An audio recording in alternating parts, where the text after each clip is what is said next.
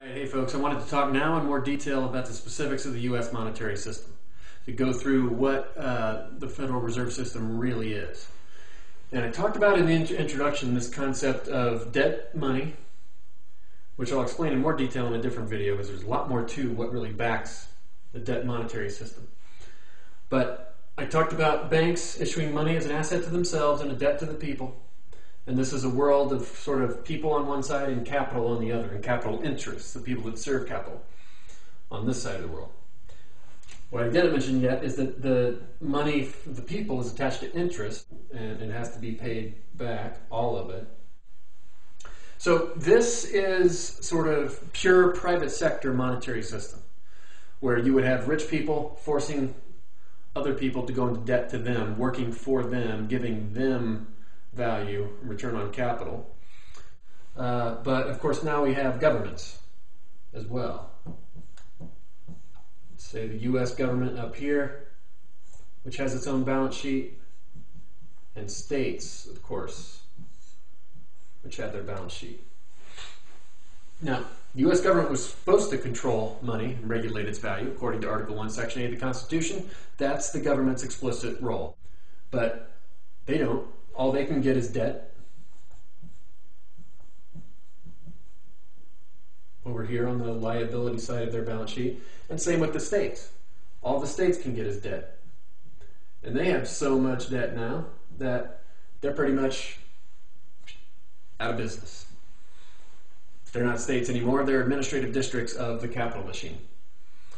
And it's just a matter of time before the same dynamic happens with nations. So when the government wasn't doing its job, you had local banks that could engage in their own practices of inflating and deflating. So you might have a local bank in Des Moines, Iowa, serving local farmers, like corn farmers in Iowa, and the bank might be run by capital holders in London or New York.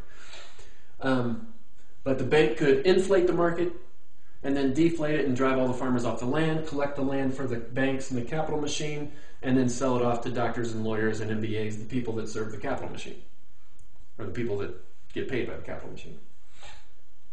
And that's exactly what happened. It's how the Midwestern farming industry was restructured and taken out of the hands of farmers. So the farmers are now nothing but tenants on land held by lawyers and business people. And while the Des Moines Bank was inflating, you might have a bank in Philadelphia or Orlando or wherever deflating or doing whatever they wanted with their own notes and their own banking practices, inflating and deflating. And so it was chaos. It was constant booms and busts on a regional basis and multiple currencies. And so the people, the states, and the government all realized the need for a regulatory system. They basically realized the need for the government, for the feds to do their job according to Article 1, but of course they didn't, and so we had this thing called the Fed. And the Fed would have most people believe that it sits on this side of the world and it just regulates the money pumped out by the government.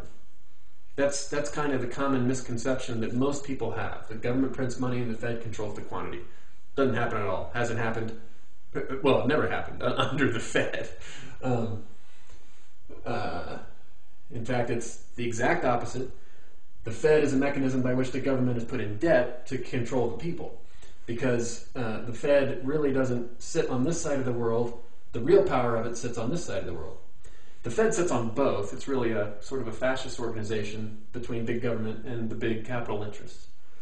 But the power is in the 18 primary dealer cartel banks. Those are the biggest banks in the United States. JP Morgan Chase, that's the main bank. That's the Fed bank. That's the bank with the real power. Goldman Sachs, really powerful bank.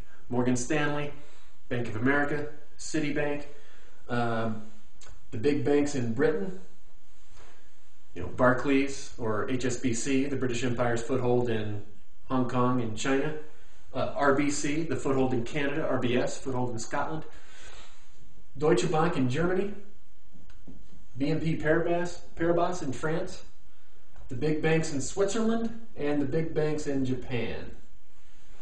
Japan? What's Japan doing in this cartel? Well, that's the end result of World War II was conquering Japan, conquering Germany, restructuring Germany such that it was forced into the Anglo-American banking alliance. That's the real result of World War II, and of course it brought in the rest of Europe as well. And so this global cartel, this cartel that's basically in what people would call the north region of the world and the west region of the world. It's the north and the west, and they've been the growth engine through the 20th century. So it's a very powerful cartel, a very powerful monetary system with a very powerful currency. The people that claim the dollar is backed by nothing and it's just worthless paper couldn't be further from the truth. You don't get the most powerful empire in history based off worthless crap. So I'll get into that in a future video as well, because that really needs to be corrected. You need to understand what's behind the dollar. So all these banks have their own balance sheet, and they issue money to themselves, just like other banks do, as an asset, and they inject it to the corporate system as a debt to the corporations, or they inject it to the government as a debt to the government, and that is what's called a bond on the big bank's balance sheet. And of course, these are the private sector banks that engage in that business, and then you have the central banks of the world, the Bank of China, the Bank of Japan, Bank of England, that do this as well, and they buy the bonds from the U.S. government. So basically a huge global cartel of capital holding the U.S. government hostage. They have a big gun pointed at the head of the U.S. government.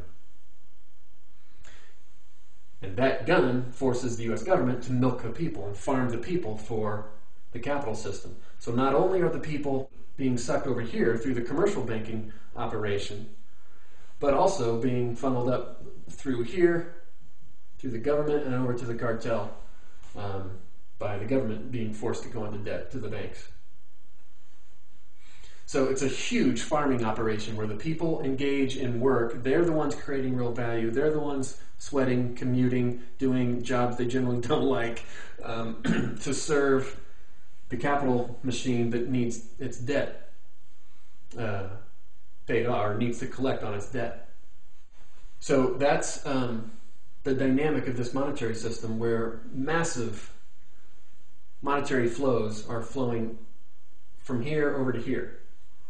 And then it gets injected back throughout the world, because again, it's a global monetary cartel. And a lot of it might come right back into the United States, especially in the high-tech sector, as it gets sucked, as high-tech products get sucked through the corporate system, and the corporate system's getting capital injection from here. They'll inject it back through Hollywood, of course. It's really important for them to control the minds of the people. And they'll inject it, of course, through the U.S. government, because they need the government to engage in war, to restructure the world in the way that this capital machine wants it restructured. And of course, they make massive money off of war. So those are the primary things that receive liquidity, receive capital injections. And the people are forced to work for one of those sectors in order to have money. It only gets injected through limited sectors where the capital machine wants it, and then the rest of it is injected now, as you know, into the rest of the world, as we've seen the corporate system move production to China and Brazil and India. And we see these banks injecting liquidity. You know, most of these banks are international anyway, so they're taking liquidity and value from the U.S. and injecting it into their home countries and into other countries around the world to build the global capital machine. That's the monetary system of the United States, folks. There's no sovereignty here, no sovereignty here, and no sovereignty here.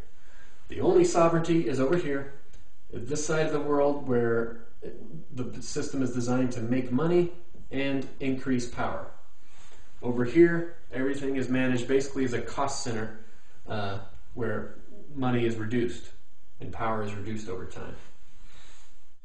And then you have the elite banks also controlling not only the governments, states, and people, but also the smaller banks, because they package up a bunch of crap called toxic assets and derivatives and types of things that you've heard about in the last couple of years, and they force it onto the balance sheets of the smaller banks, all the rest of the banks in the U.S. So it's a hierarchical monetary system, where the elite system has control over basically everything. There are still some small banks that aren't under this cartel's control, but just wait till the next phase of the crisis, and you'll see the government dutifully coming in, because the gun to its head, taking, seizing the small banks and basically absorbing them, forcing them to be absorbed into the big banks.